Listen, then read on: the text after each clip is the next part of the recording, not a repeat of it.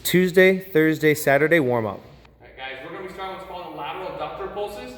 So for this one, it's going to be really important that we get a knee pad because we're going to be down on the ground, putting most of our weight into one knee with the other leg out to the side. Then I take that foot and I curl it flat to the floor. Then with my hands underneath my shoulders, I will rock back, sitting back into my heel. I get that great stretch right there because that adductor is now rock forward and back. And if I just need to create the greater stretch, I can always just walk that leg out a little bit further, and that stretch then is increased as I do that. We're going to do 30 seconds on one leg, 30 seconds on the other. Always make sure to take that foot and then roll it flat. Okay? So that's going to be the first one. That takes up 2 different segments. From there, we move on to the Bretzel. Now, when we get into the Bretzel, a nice, easy way to do this is to start on your back, bring a leg up, bring it over, grab the back foot if they're able, and then roll the shoulder back. A common time you'll see people just do this, and they'll stay there for 30 seconds.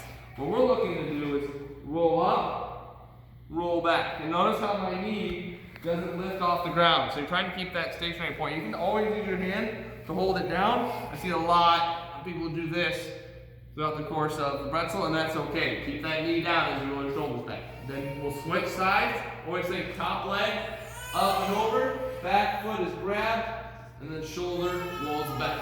Okay, that is the Bretzel.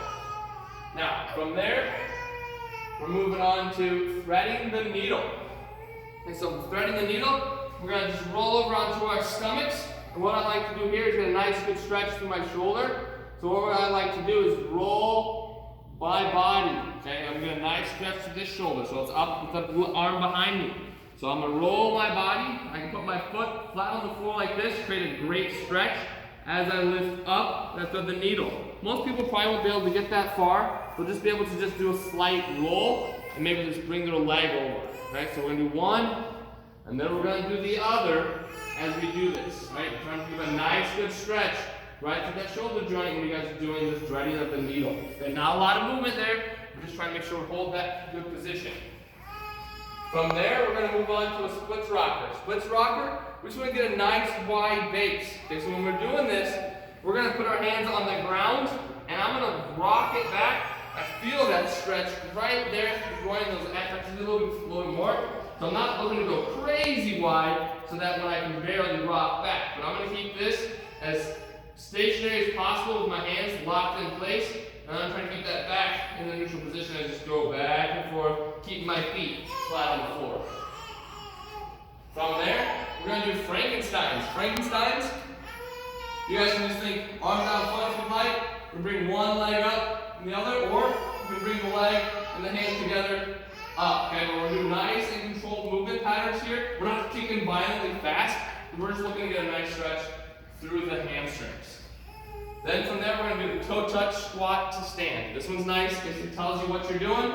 You go down into a toe touch, then you get down into your squat pattern. Really focus on getting that butt down and that chin up. Then you're going to think about going right back into that position with the butt as high, head as low, and then stand tall. So it feels like you get down to a toe touch twice, toe touch, squat, reinforce, and up. And if we can't squat, let's just focus on practicing some toe touches. Alright, from there, we'll move on to what's called scissors jumping jacks. Okay, so for scissors jumping jacks, we're thinking about crossing our feet forward and backwards as we do our jumping jacks. So we're trying to go like this with our legs as opposed to actually moving our legs sideways. Okay, so like forward and backwards in that linear with the legs and the arms move in that normal position for the jumping jack. If you're not able to do that, think more along the lines of just doing that normal step jack out to the side. Okay? And then that is your Tuesday, Thursday, Saturday warm-up.